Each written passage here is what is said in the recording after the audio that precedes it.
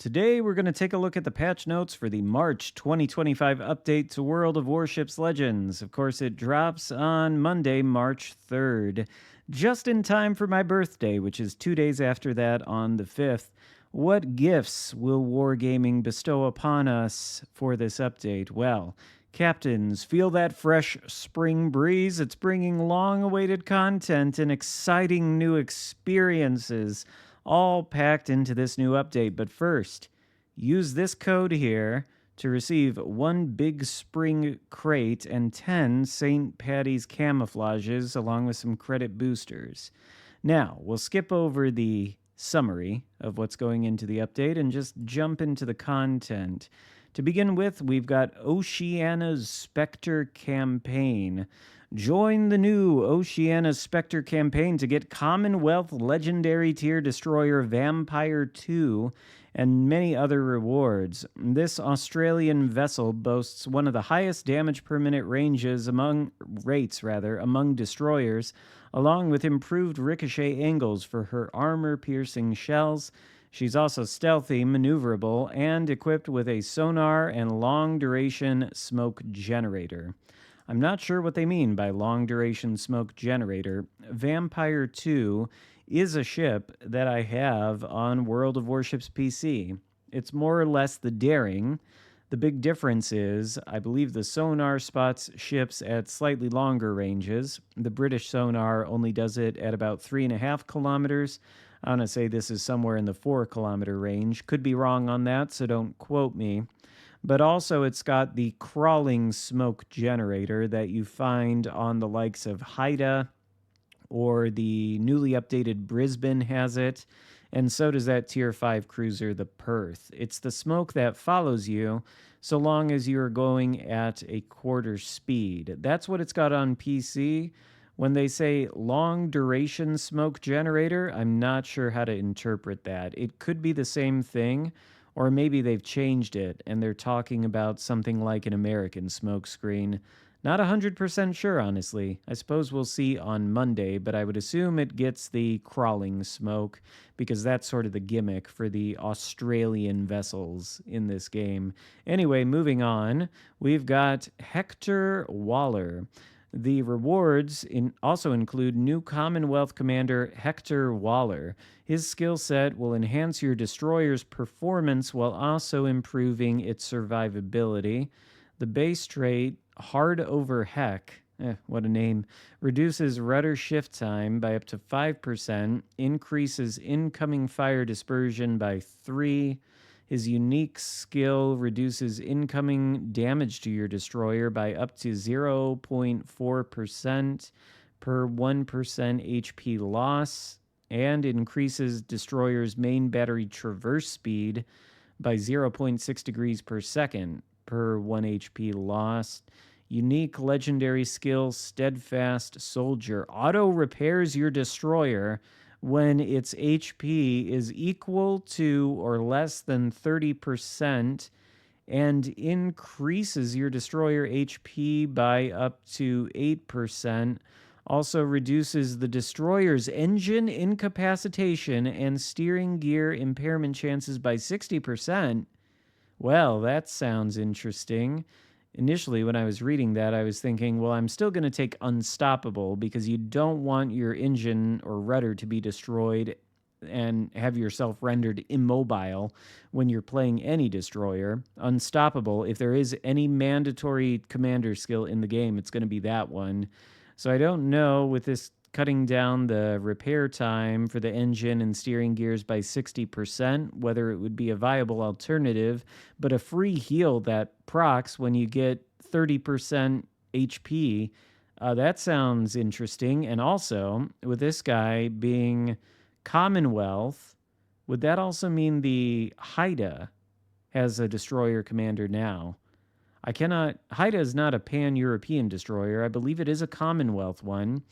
And this is a Commonwealth destroyer commander, so maybe, even though Haida is Canadian and this is Australian. Anyway, moving on, here's a breakdown of the rewards you can get with the campaign. Admiralty backing still 2,500 doubloons. I believe there's 100 milestones here. And then The Dutch fleet finally sets sail. We're happy to introduce the new Dutch Tech Tree line of highly versatile cruisers, which come equipped with airstrike starting from Tier 5. The new line is complemented by the scenic new Rotterdam port, available for console players. Tier 3 through 8 ships will be available in early access this update starting on March 3rd. I do not want to try to pronounce these Dutch names. Some of these are easy, like Johan de Witt. There we go, that's the Tier 8. Or Haarlem, I guess, is the Tier 7. I'm probably butchering that. But you can get these Dutch cruiser crates, 13 of which are available for free through the campaign and Dutch Legacy calendar, and in the Dutch Legends random bundle in the store, which can also drop Premium Cruiser D7P. All early access ships come with a personal mission that rewards doubloons. Oh, that's kind of nice. Tier 1 Cruiser will be available in the tech tree right away, followed by the Tier Cruiser, which you can Tier 2 Cruiser, which you can unlock simply by playing. Of course, someone has to command the new Dutch ship, so we're introducing a new free commander, Henk Propper, who will join your ranks automatically this update. His base trait, Terrible Twin, increases outgoing damage from shells, torpedoes, and bombs by up to 2% and reduces main battery reload gun by 2%. Throughout the update, you can earn Goldens, a special currency that can be spent on various store items. These include the Orange Fleet Chained Bundles, which offer you new legendary tier cruiser. Well, okay. I don't know how to pronounce it. Howden Liu, I think it's pronounced. That is Dutch for Golden Lion. That's the Tier 10 Dutch cruiser on PC. I'm surprised. These Orange Fleet bundles offer you new legendary tier cruiser in the final bundle, along with special Royal Navy Netherlands. Oh, so you have to progress through a bundle chain so that you can actually obtain this vessel. That is a bit unfortunate, but note that after this update, the Guden Liu or Golden Lion, whatever it's called, will be available again next year, either through the Bureau or Global XP. So it's a bit of a FOMO thing. Either buy these bundles now, get the ship now, or wait a year until it comes to the Bureau or for Global XP. I don't really like the FOMO tactic there, but it is what it is. Dutch Legacy Calendar. This new calendar starts March 3rd, features 3 weeks of daily tasks.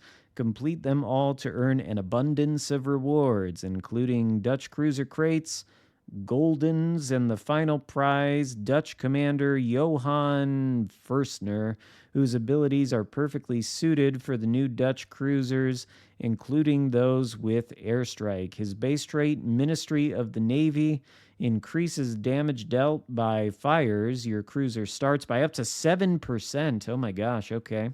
Fire damage is already percentage based, by the way.